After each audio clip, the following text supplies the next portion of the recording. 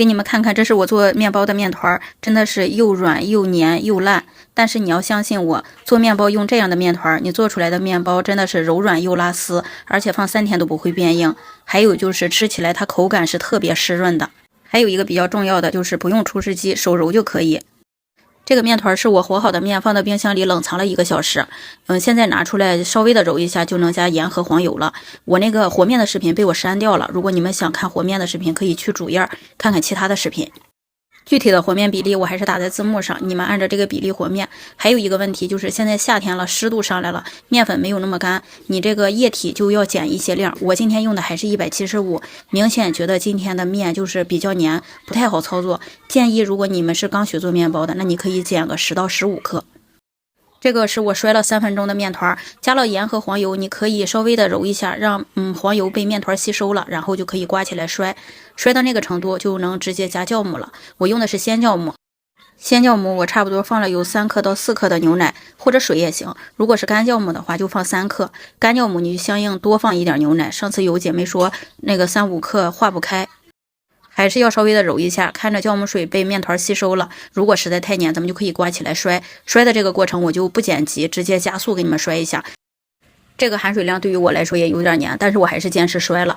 你只要堅持個半分鐘以上，我覺得它就不怎麼黏了。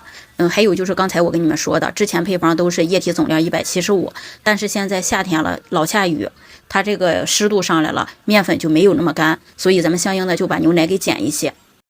還是摔到表面光滑有小氣泡就行了。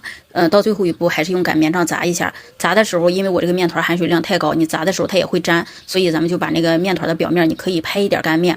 你砸的過程中只要是黏你就可以拍一點，不用太多。砸的話就是3到4分鐘。如果你不會拉模的話，我刚才弄了一塊差不多有40克的面，你就往長了抻，它這個延展性特別好，不斷能拉到40到50厘米，說明這個面就是打到位了。我做面包就是一发，所以現在把面团收圓了，分成等份的劑子。把每個小劑子也是收圓了，放着鬆弛15分鐘。這個鬆弛的過程中，我是放到冰箱裡冷藏鬆弛的。夏天做面包，面溫特別容易升高，所以鬆弛的這一步就要放到冰箱裡。時間到了，拿出來做第一次擀卷。這個就比較簡單，你把它擀成一個牛舌狀，然後翻面，讓光滑的面朝下，然後把邊上的氣泡拍一下，從上往下捲。捲的時候不用捲得太緊，就隨着面团的勁兒往下捲。捲到最下面的時候，還是把下面扒薄，這樣接口處也更好捏鹽。全部都做好了，還是放到冰箱裡鬆弛。如果覺得面团比較黏的話，你可以在表面少拍一點乾面。鬆弛好了就能做第2次擀卷了。這個面团還是有點黏，我在揉面墊上還有面团的表面都少拍了一點乾面。這個擀和第一次是一樣的，就是把它給擀長，然後翻面，讓光滑的面朝下翻過來。如果覺得長度和寬度不行的話，再稍微的擀一下。這個是我弄的奶酪，這個奶酪讓它軟化了，然後少加了一點糖。這個甜度你就按照自己喜歡的甜度加糖就行。還有就是這個奶酪差不多有100克吧。把奶酪抹平就行，也不用太厚。現在我加的這個是草莓乾，如果有草莓醬也行，但是草莓醬不要加的太多，太多面团會變濕，這樣也影響發酵和烘烤。弄好了就是把它從上往下捲起來，捲的時候不要過鬆和過緊。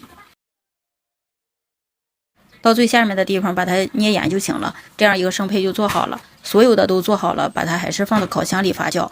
我用的是32度，然後发了1個小時10分鐘。发好了给你們看一下，大概就是8分滿的樣子，然後刷一層牛奶或者是蛋液都行。刷牛奶的時候就把烤箱提前預熱，我用的是上火160，下火170，烤了35分鐘。烤到中間的时候感覺顏色滿意了，就加蓋一張锡紙。給你們拿出來看一下，上色是不是還挺好的？還有就是如果吐司含水量高了，就不要把它立起來，這樣側躺着它不容易塌腰。